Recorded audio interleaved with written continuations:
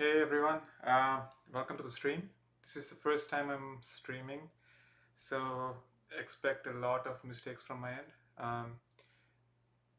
The structure of the stream is going to be me looking at this crafting interpreters book. They have a web version of it. I'm gonna try my hand at implementing the interpreter for this language that the author proposes. Um, Also, I'm fairly new to Rust. I've not used it in production, so there will be some mistakes, and hopefully it will lead to a lot of learning and some fun. So let's get started. Cool. So crafting interpreters. So uh, some background I think will be useful here. Robert Nystrom, he works on Dart, and I actually work in a sister team of his. He's a really fun guy from what I hear, and this book got a bunch of really good reviews. So my take on it was, hey, might as well learn Rust while implementing an interpreter. I've always been kind of fascinated by compilers and programming languages, so I think this will also be a good chance to go a little bit more deeper at that. Uh, Welcome. This may be the beginning of a great adventure. Yeah, of course, I think this will be a great adventure. Let's get started. Introduction. By the way, for some context here, I think a lot of today's stream will be us understanding uh, what the first lay of the land is, I guess, and then I think we'll switch to coding for a little bit. So if you came here with the hope of getting right into code, then you might be disappointed a little.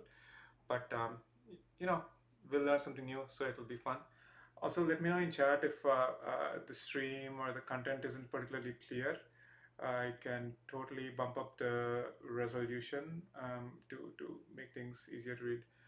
Um, Let me do that right off the bat. So, okay, yeah, crafting interpreters. Okay, maybe this is too much. This looks decent to me. Um, cool. So let's see. Why done this stuff? I mean, I guess the author is trying to motivate somebody. I'm already motivated, so I don't think this will be particularly useful. Languages are great exercise. Yep, definitely a great exercise. I think a lot goes behind language design, and my hope is that we'll be able to figure out some of it. Okay, I think this is interesting to read. The book is broken into three parts. The first one, oriented, introduce you to locks, the language we'll be implementing. Okay, it's an interesting choice for a word. There are two parts. Build one complete locks interpreter. Okay, 12 narrow plot. I managed to got two interpreters into chapter. Okay, so there are not one but two interpreters into chapter size chunks. So that'll be interesting as well. Um, Cool. So the code, we are about crafting interpreters. So this book contains real code. Every single line of code needed is included, which is nice. I feel like a lot of the world is heading in this direction where even papers these days are coming up with their own GitHub repositories with the code. I think that's great in general. I hope that a lot more people will start doing things like this. Many other language books and language implementations use tools like Lex and Yak. Yeah, I took a compilers course in my university. We used Yak. You describe your grammar in a very specific way, and if my memory serves me right, it ends up generating a bunch of C files for you with functions to parse from strings into structures that you can then use. We will abstain from using them here, thank God. I want to ensure that there are no dark corners where magic and confusion can hide. So we'll write everything by hand. Great. A book has different constraints from real world.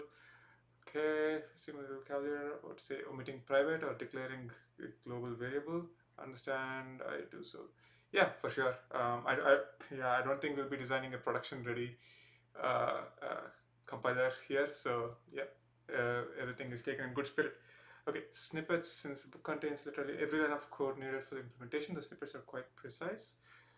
Okay, yep, seems very Java-esque to me, which I think is not a coincidence. You have a new okay. Asides, asides contain biographical sketches, historical background. Um, okay, yeah, seems like this will be a very fun read for us. Challenges each chapter ends with a few essays, unlike a textbook problem sets which tend to review. Hmm. Okay. I'm not sure yet if we'll be doing the challenges here or just going through the code that the author provides, but we'll see how things go. Um, Design notes, the first interpreter. Okay, I'm gonna skip this section. I'm just get to the first interpreter section. We'll write our first interpreter JLox in Java. Okay. The focus is on concepts. We'll write the simplest, cleanest code we can to correctly implement the semantics of the language. This will get us comfortable with basic techniques and also hone our understanding of exactly how the language is supposed to behave. Okay. Java is a great language for this. It's high level enough that we don't get overwhelmed. Okay, I'm not going to question the language. In case it's not clear by now, I'm hoping to do this in Rust as opposed to Java.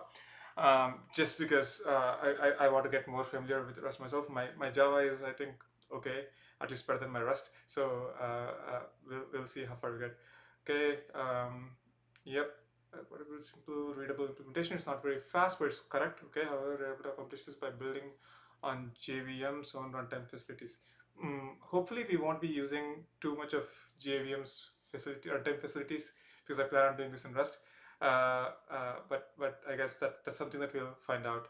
The second interpreter. So in the next part, we'll start out all over again. Awesome. For me, starting on a new project, and I guess the second project within a project is also very fun because we started the blank slate again. But this time in C. C is a perfect language for understanding how an implementation really works, all the way down to the bytes in memory and code flowing through the CPU. I think this is absolutely right. The big reason we're using C is so I can show you things C is particularly good at, but that does mean you'll need to be pretty comfortable with it. We'll see. No pun intended. We'll discover how much the second part will be useful, given that Rust is also fairly low level.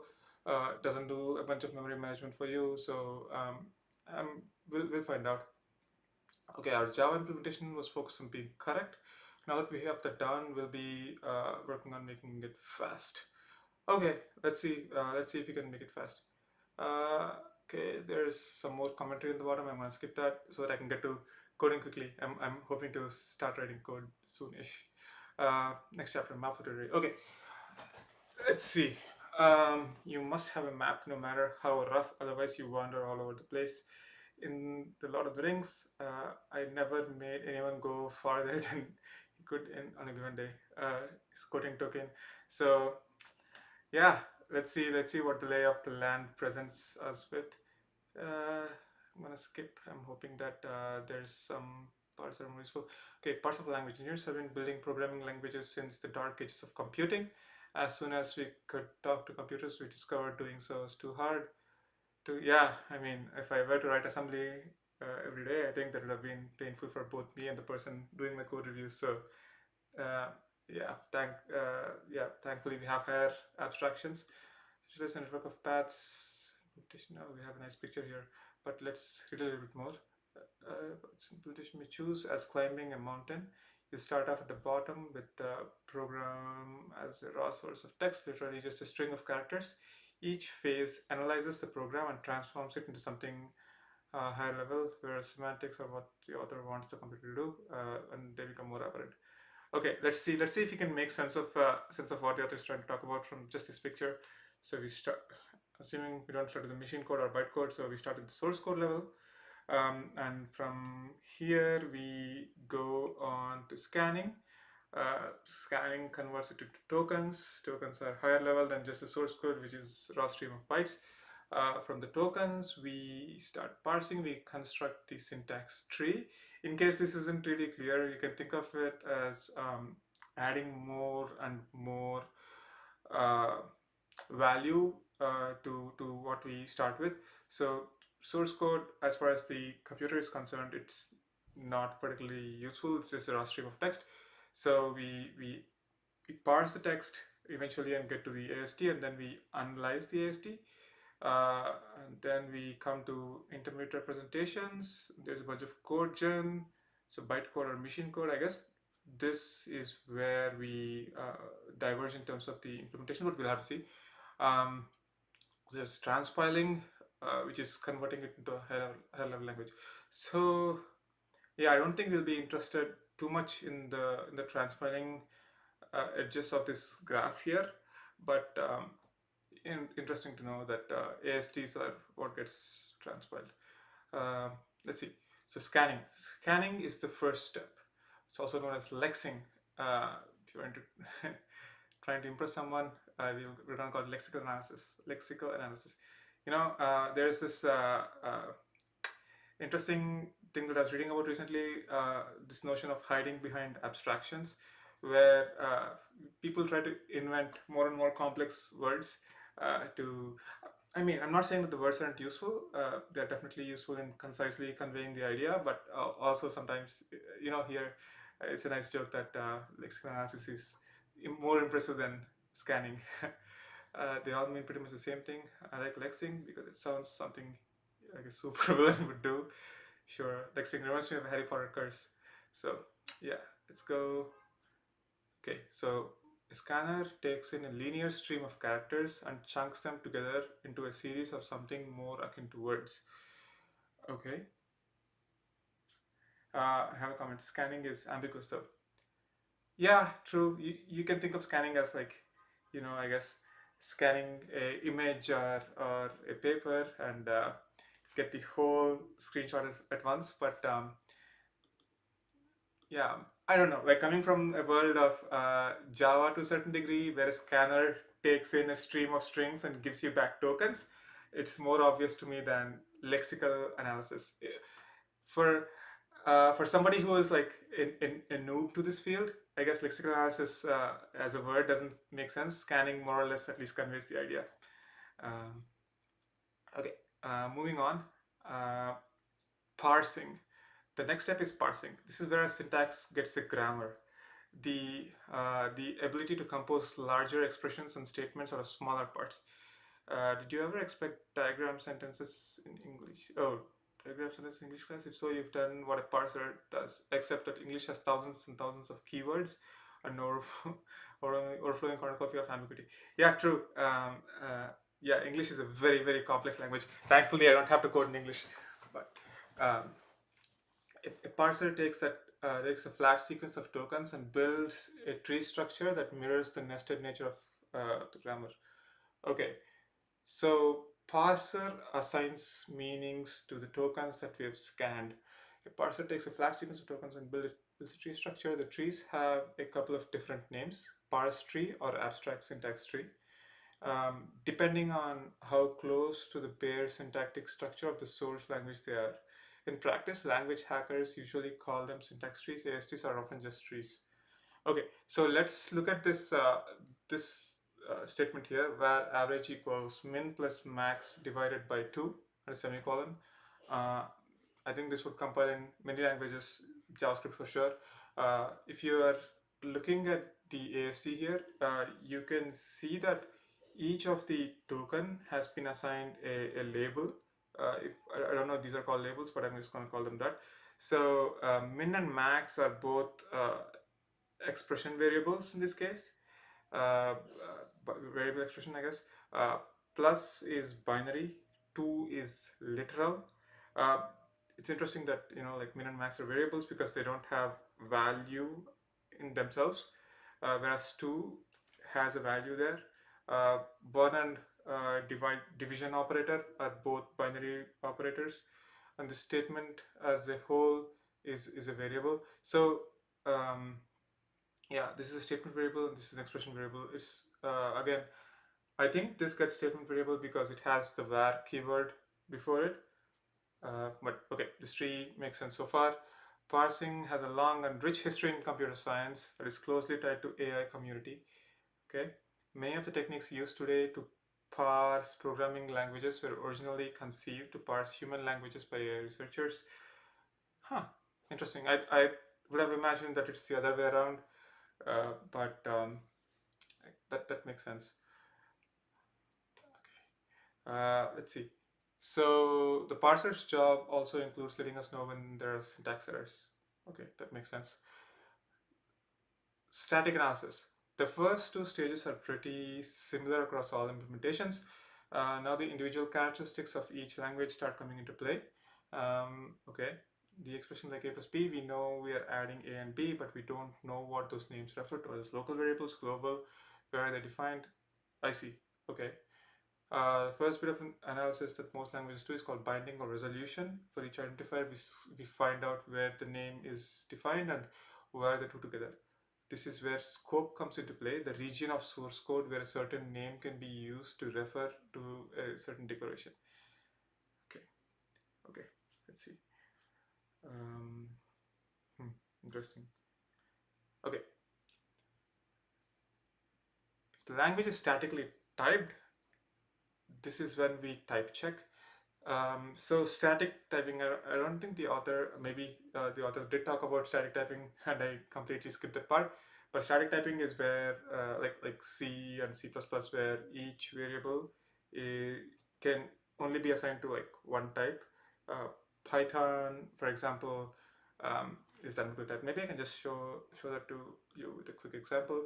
So if you look at Python 3, let's see, hopefully it's there. You can start with a equals 1. And if I just print a, see it as 1, I can assign hello to a as well. And there's no error because Python is dynamically typed. And a. And in another sense, you don't have to do int a equals 5 to start with, because a can take on any type, whereas in C, right? Don't think this is even needed. Whatever. A equals,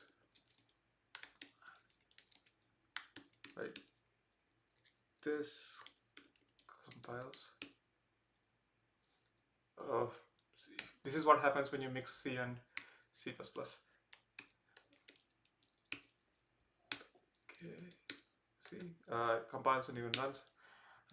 But if I were to do something like,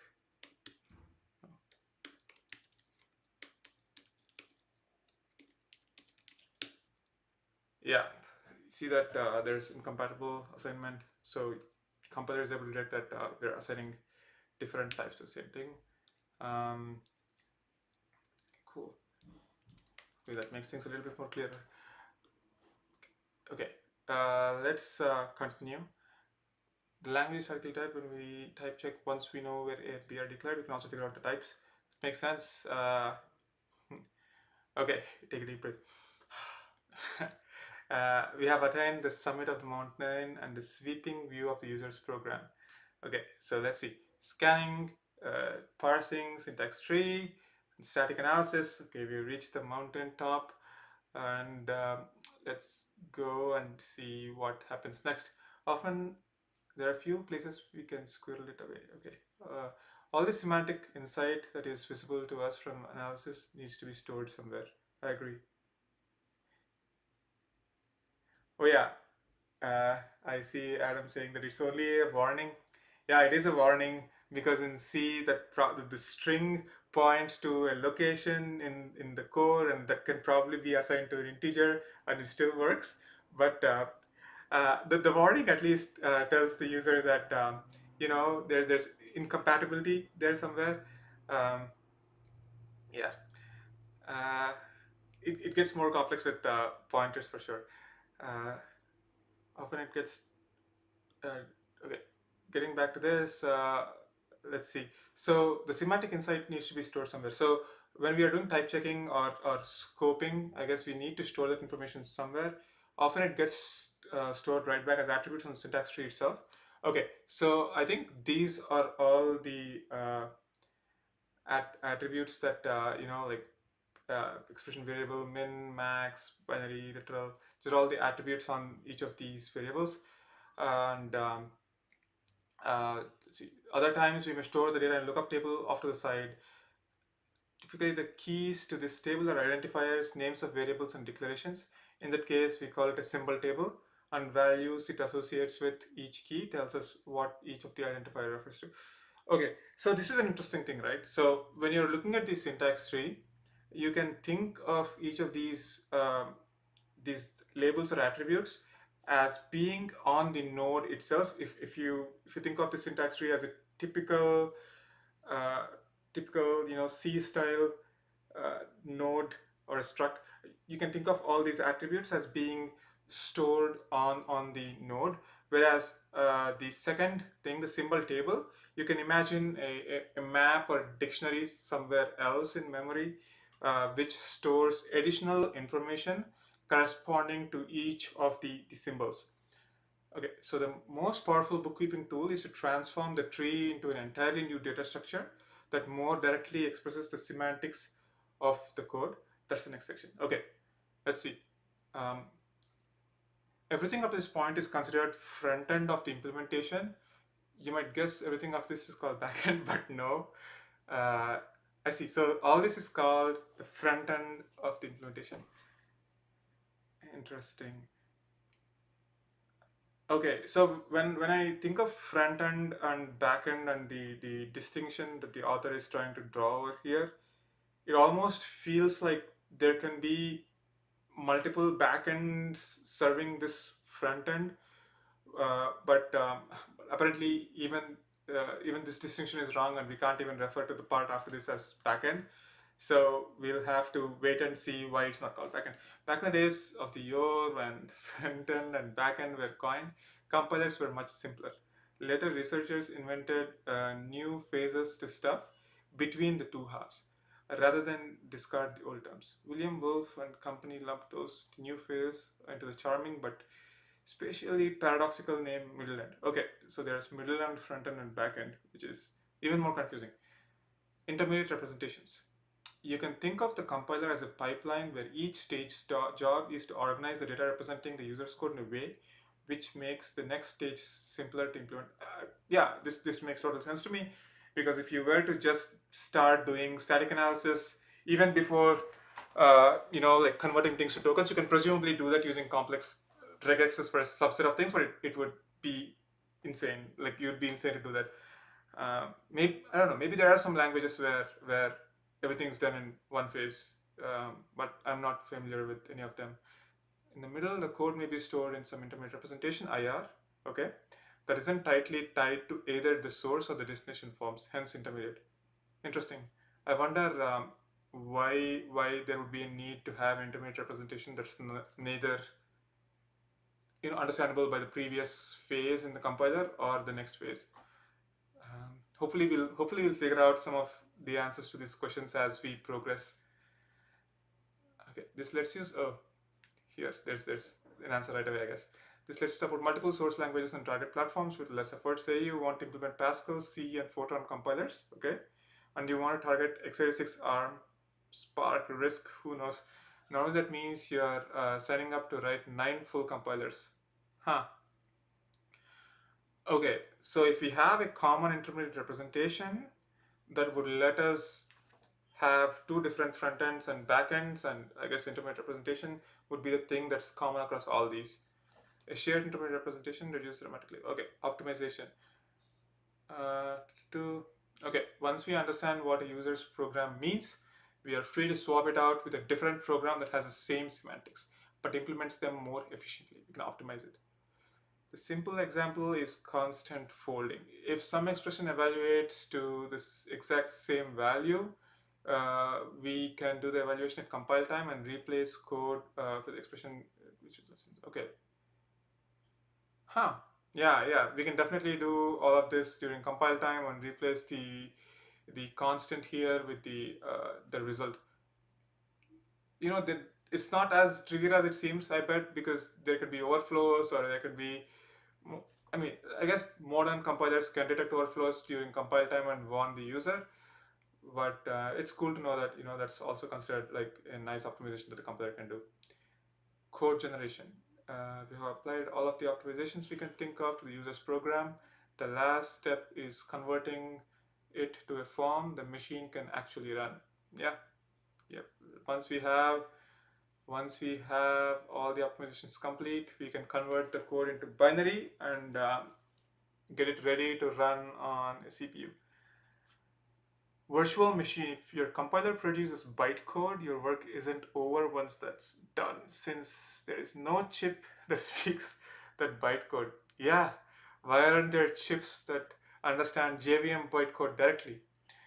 Uh, Again, you have two options. You can write a little mini compiler for each target architecture that converts the bytecode to native code for that machine. You still have to do the work for each chip you support, but this is the last stage. This last stage is pretty simple. Yeah, I can totally see that. Or you can write a VM, virtual machine, a program that emulates hypothetical chip supporting your virtual machine, virtual architecture at runtime. Running bytecode in a VM is slower than translating it into native code ahead of time. Yep, yep. This is, I guess, a nice time to talk about Java to a certain degree, right? Or any virtual machine based language. When we looked at C previously, we noticed that we have this a.out file that gets generated, right? Yeah. So this file is like binary. If you look at file a. You see that this is a Mach-O 64-bit executable ARM64 binary. So this file is tied to the architecture of the machine that it was built for. Given that I'm doing this on a M1 Mac, this is a ARM64 executable, and this can only be run on machines which are ARM64, right? If we were to write a Java code on the contrary, when we maybe I have Java compiler handy to show you guys. Java C. Okay, Java C exists. So let's see if my Java skills still work. Uh,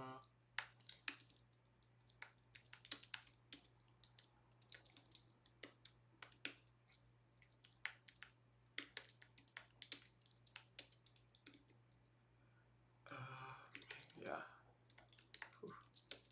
args. Okay, so let's just do a hello world.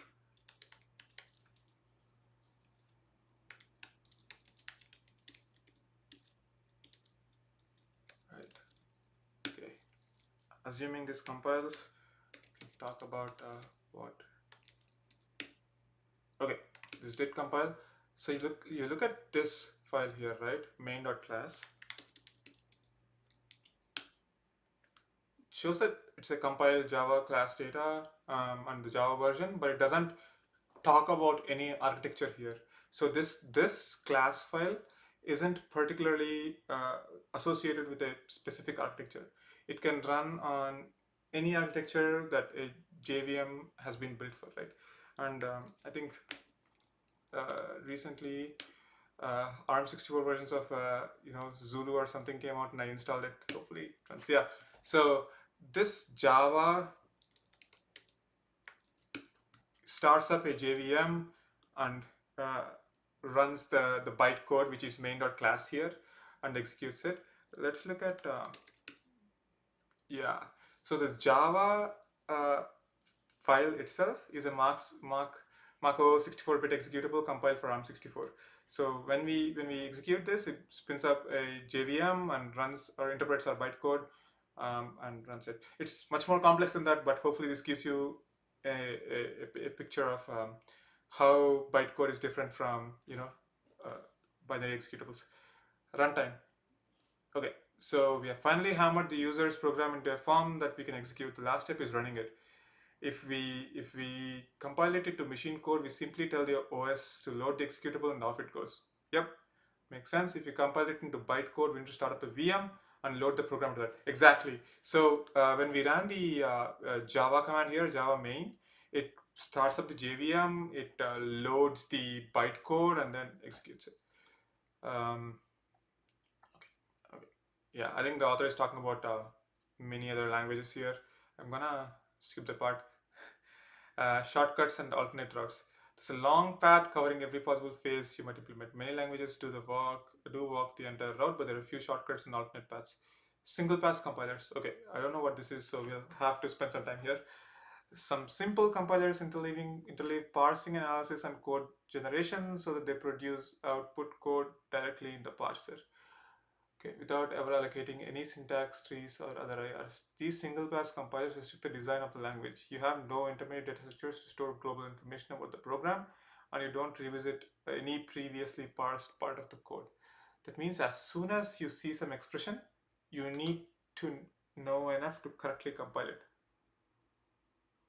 Okay, so you can't have any additional state lying around, and once you come and see an expression, you have to uh, execute it. I see. Okay, that makes sense.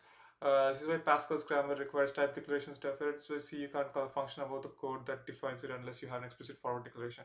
Yep, makes perfect sense. Yeah, if you look at C, right, maybe this will be a very simple thing to show. Maybe we can just go back here. If I declare or call a function here, add A and then B, right?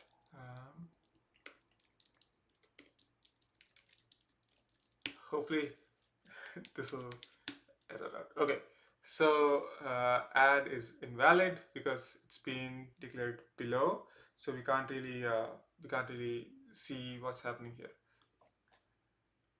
Okay, Pascal and C were designed around this limitation. Yep, that makes sense again. Tree walk interpreters. Some programming languages begin executing code right after parsing it to an AST with maybe a bit of static analysis applied. To run the program, the interpreter traverses the syntax tree one branch and leaf at a time, evaluating each node as it goes. Okay, transpilers, yeah. Let's not look at transpilers right now. Just-in-time compilation. This last one is less a shortcut and more dangerous Alpine scrap, best reserved for experts. Yeah, just-in-time compilation is where we compile the program while we are executing it and figuring out areas of the code that need to be optimized more and more. Okay, let's see. Our journey challenges. Okay, let's go to the next chapter, the LOX language. We'll spend the rest of the book illuminating every dark and sundry corner of the LOX language, but it seems cruel to have you immediately start grinding out code for the interpreter. Just a glimpse of what we're going to end up with. At the same time, I don't want to drag you through reams of language lawyering. Okay, so this will be our intro to the LOX programming language. I like the name. I like the name LOX more and more. I look at it. Okay, here's your very first taste of LOX.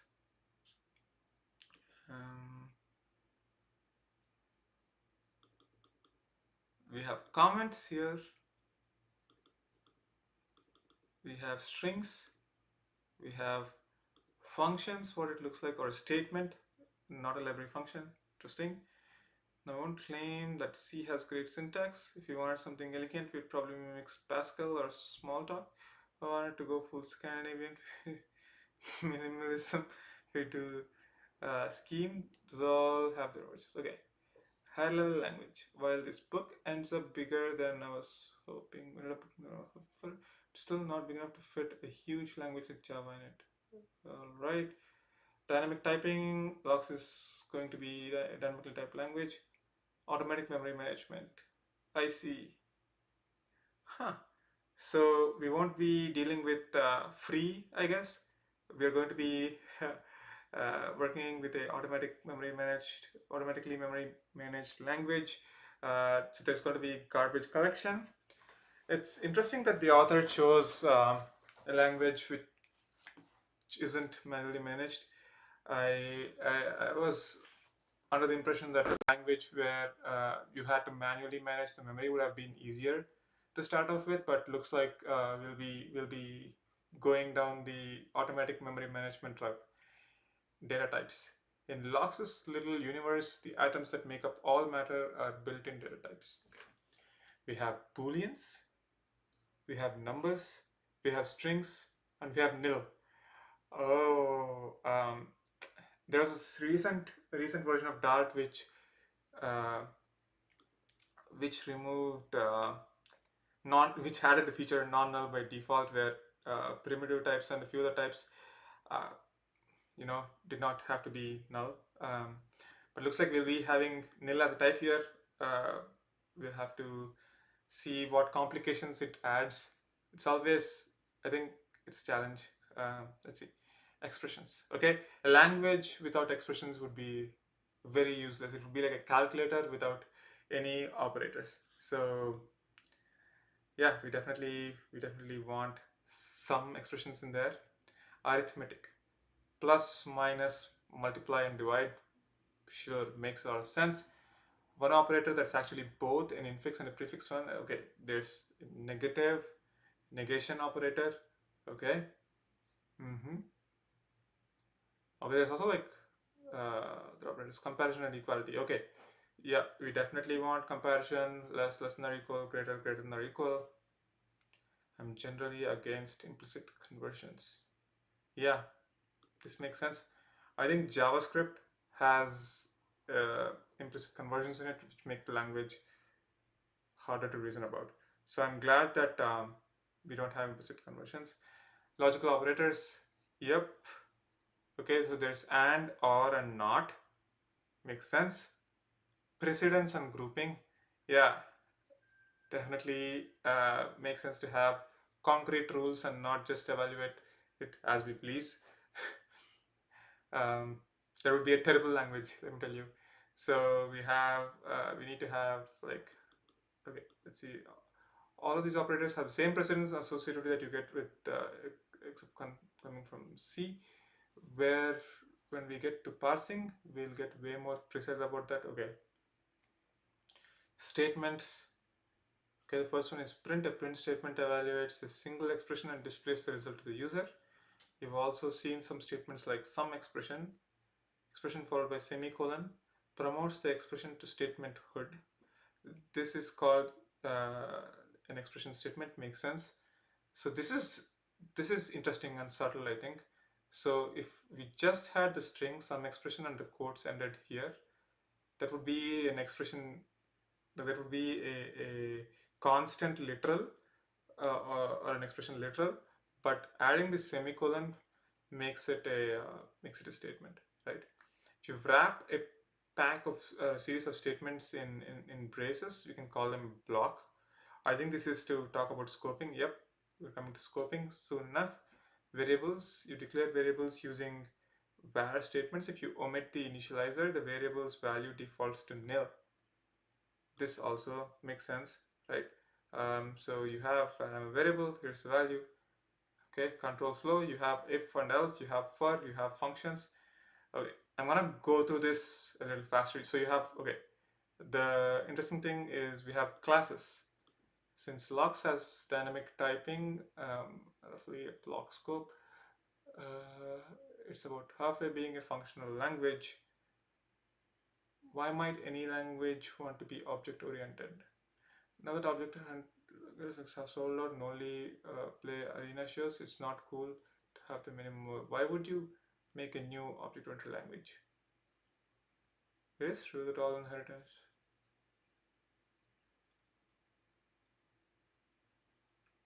Hmm.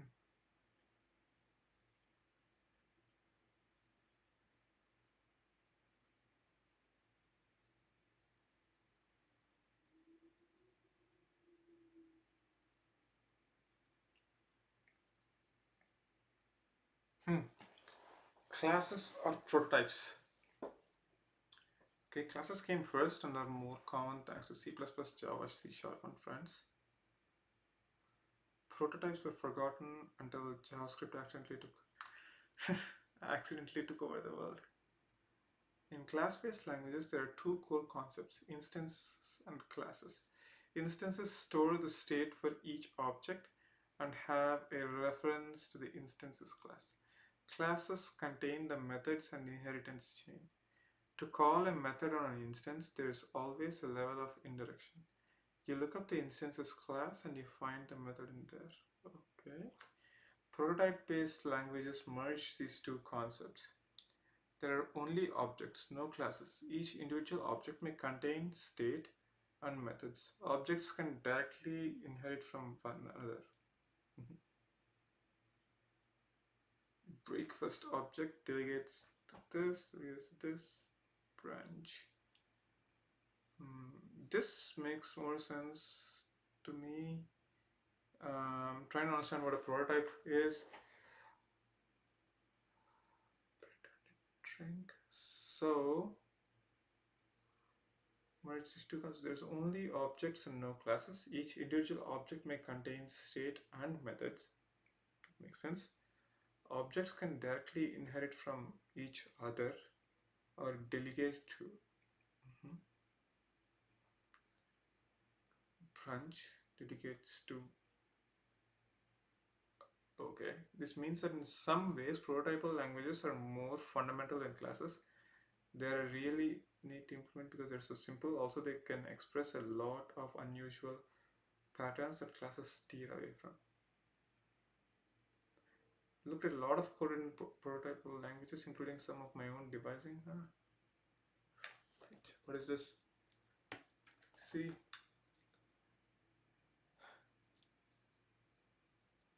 Okay, yeah, looks like the author has more languages than just locks under his belt, which makes sense. Um, classes in locks. Enough rational. Let's see what we actually have. Class encompass constellation features. Selected what I think are the brightest stars. We declare a class in its methods like so. The body of class contains all its methods. Mm-hmm.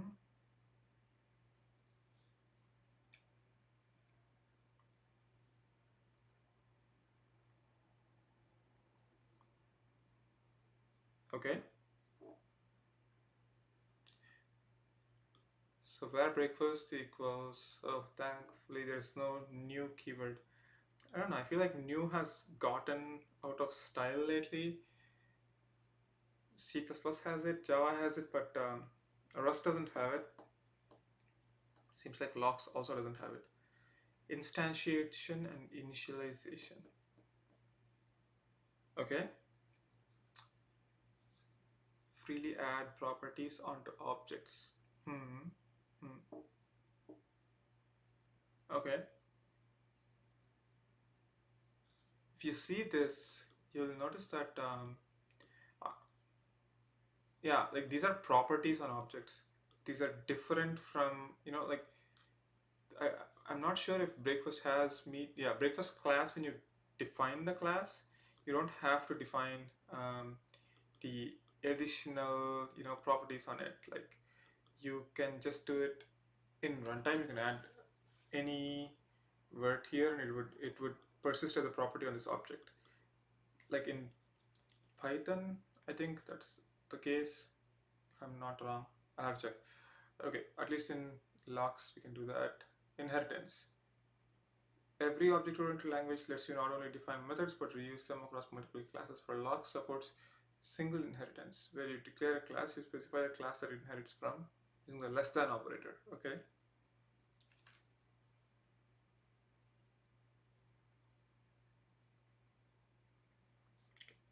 So brunch inherits breakfast, of course. Brunch, we have two things here. Serve the noble reader. Yes, thank you, Benedict.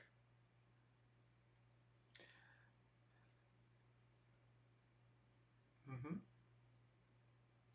Okay, the standard library. Yeah. We don't need to worry about the standard library for now, I don't think. So we can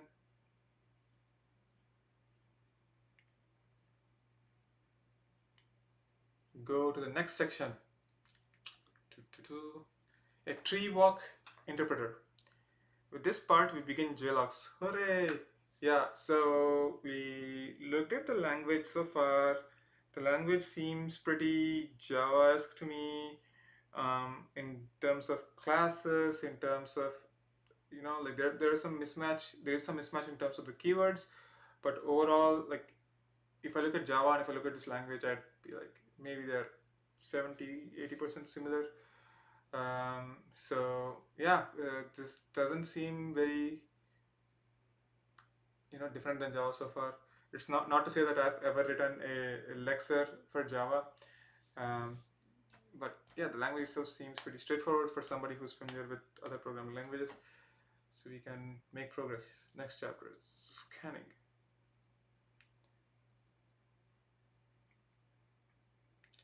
The first step in any compiler or interpreter is scanning. The scanner takes in a raw source code as a series of characters and groups it into a series of chunks we call tokens. These are meaningful words and punctuation that make up the language's grammar. Scanning is a good starting point for us too because the code isn't very hard. Pretty much a switch statement with delusions and grandeur. Okay, yeah, the interpreter framework. Alright, finally, we're getting to write some code. Okay, switch it here. Okay, we have this repository here with a bunch of files. I'm gonna remove everything that we created so far.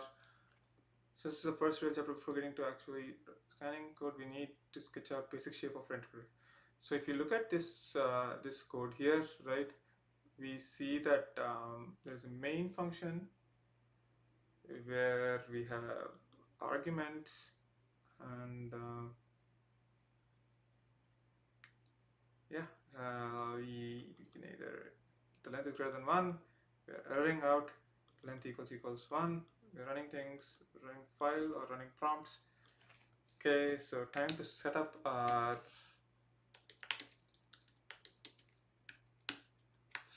package. Okay, so we have a source directory, we have the cargo, which is the dependencies file, and our lib.rs or bin.rs. We'll have to see main.rs maybe. Let's see main.rs. Yes, this is our main file. Print on hello world. Let's make sure that this works. Yep, hello world is printing, which is great. If that failed, I'd probably have quit the stream right here. So let's see. Okay, I'm gonna define some dependencies mostly because I know that there are gonna be a few that I use. Anyhow, this is for errors. This error, I don't know what the version is, we'll have to figure it out. And clap, which is for argument parsing. So creates.io clap. Search that. Okay.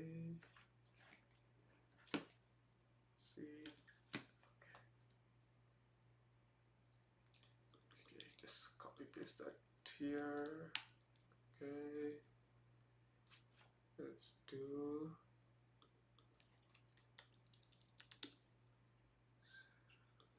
all right. Okay, so this is also 1 0. I think this is also 1 0.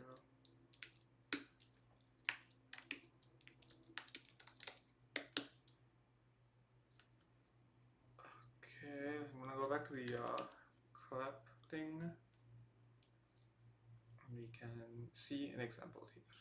Okay, I'm gonna try and stay lean in terms of the dependencies that I add, but there are definitely some that make my life significantly easier, and I'm planning on using them. Let's see. So we definitely want to have one arg which points to the file that we potentially want to read from. Debug trait. This all makes sense so far. Let's take the path. So if the user provides this path, then shirt, yep. Okay, right. So let's make this path an option because we aren't sure if the user is going to run the code through stdin or run it through a file. I don't know, I was thinking parse, this makes sense. Complain unused variable, yeah, of course. Compiler doesn't want to wait for me to, define the variables. Okay. So we have defined the variables so far. So let's see if let's go back to code snippet that we have here. Match args dot path.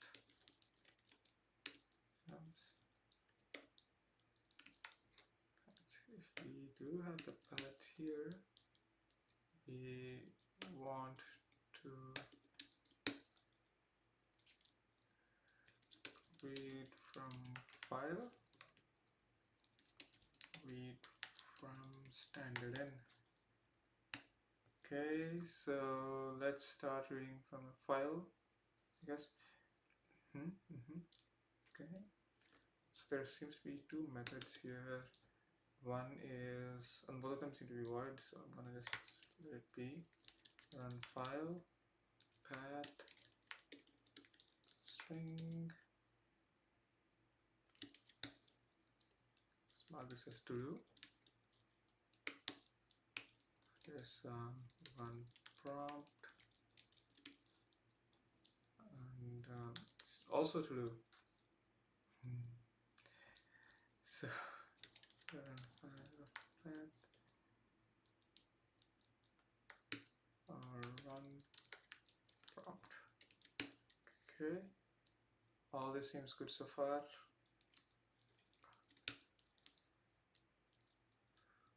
Okay. I think the reason the program compiled earlier without warning us was because both of these paths lead to nowhere. Because both of them are to do.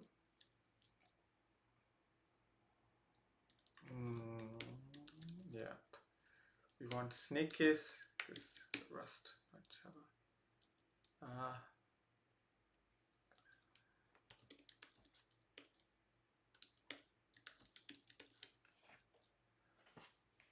Okay, so let's see. For exist codes,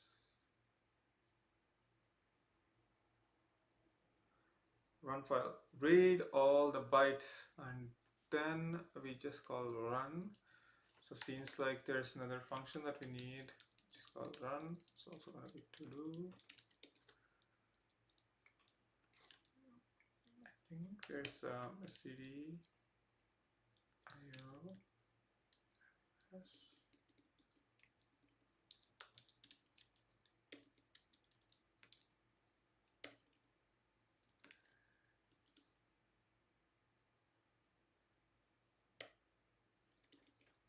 I'm just gonna use our friend Google here.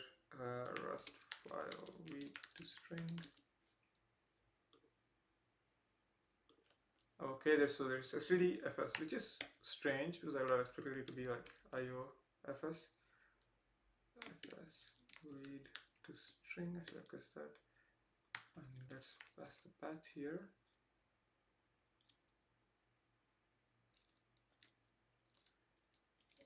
Let's read to string return.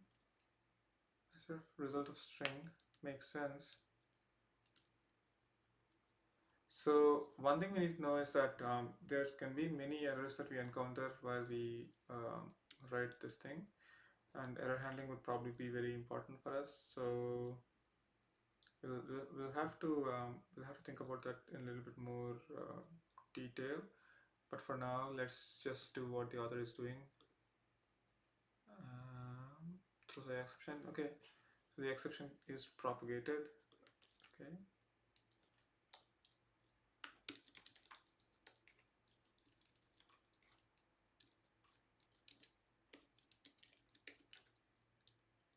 Okay, so it's gonna be a result of, void.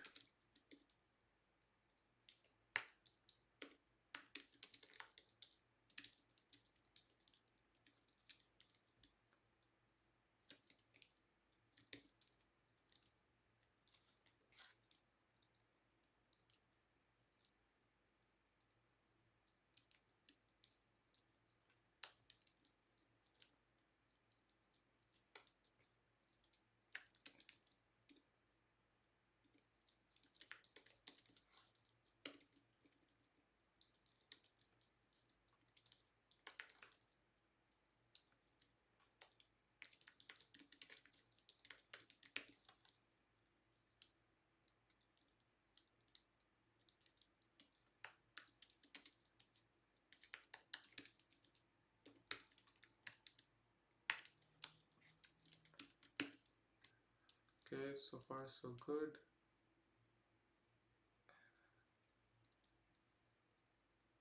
Okay. Oh, unit type. I thought I changed it. Yeah, I did. Looks like I just had to mix it up. Run prompt. Let's also change this to be a result type. So result.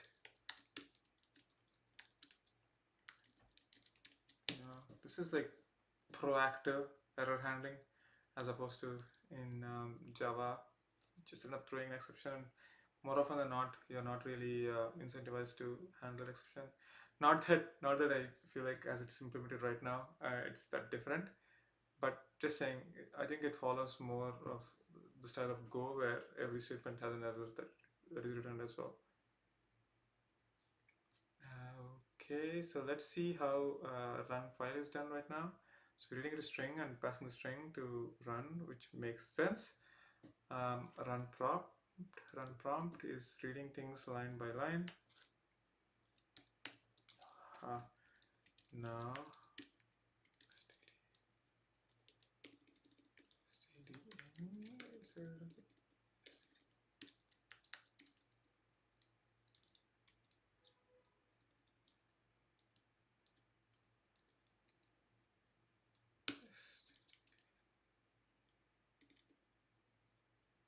so std is a struct.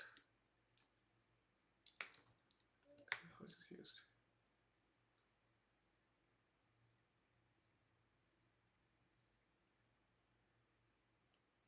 Okay, I guess we have to call lock on this.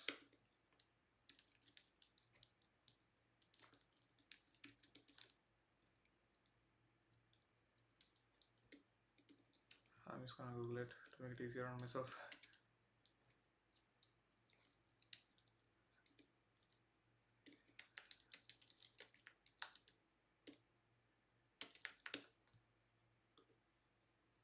Okay. Oh, I was pretty close. So stdin is a method, so we have to call it io stdin. Okay.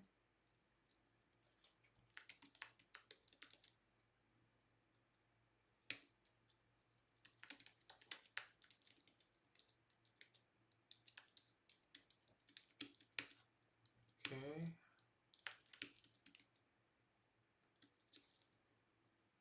Line.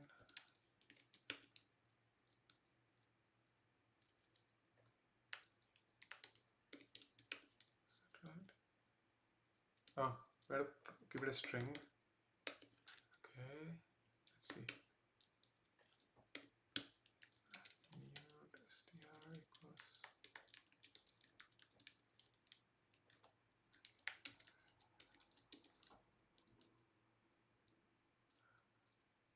Okay. I guess this can throw an exception here.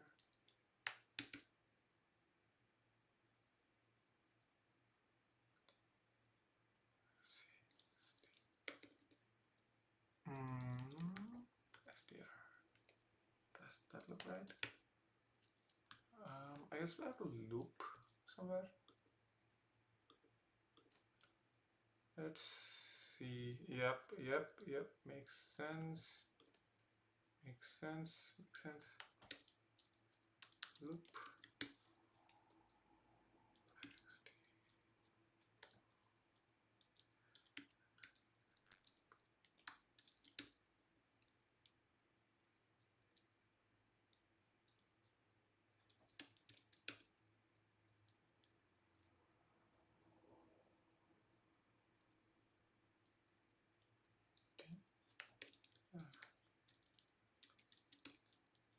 I think this should be good. Any code files expression is unreachable. That's okay.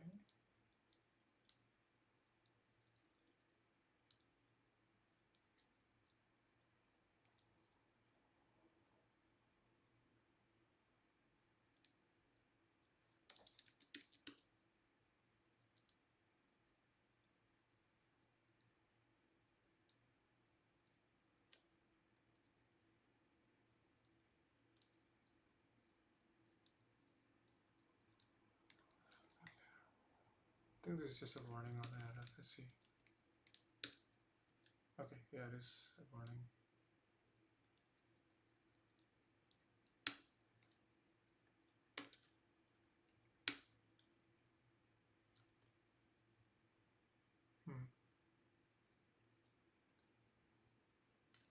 Okay, let's just print the tokens for now.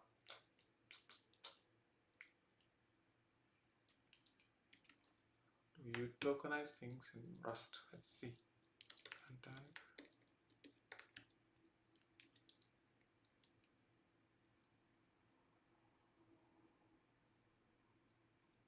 Okay, let's see. We have a split here. Let's split. Close this.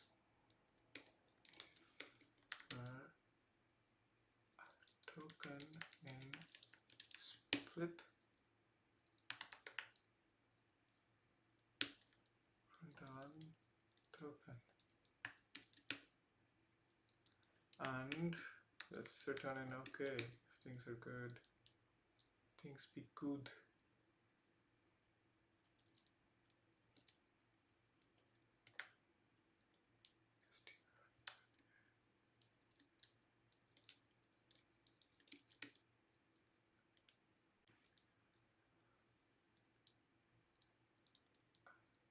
Okay.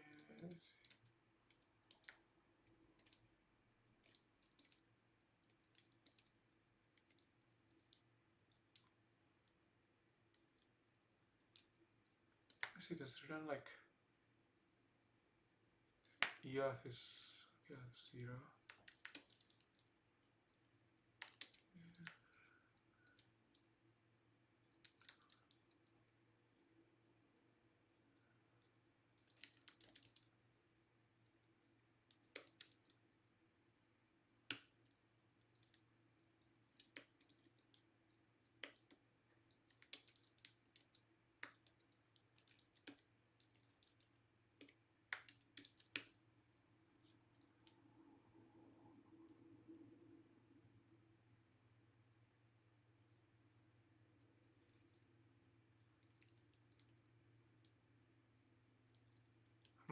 Yeah, I think if that is useless here.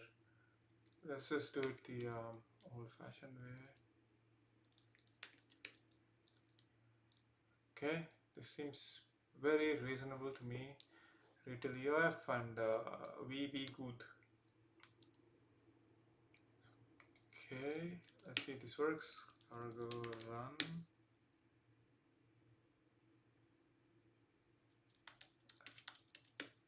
Hello and world. Yep, working perfectly. Yep. Hi there. Okay, I'm gonna commit the code we have so far. Just make sure that we're not committing something stupid. Okay, SRC lock. Yep, git dash a git commit. What section are we at? Just before 4.1.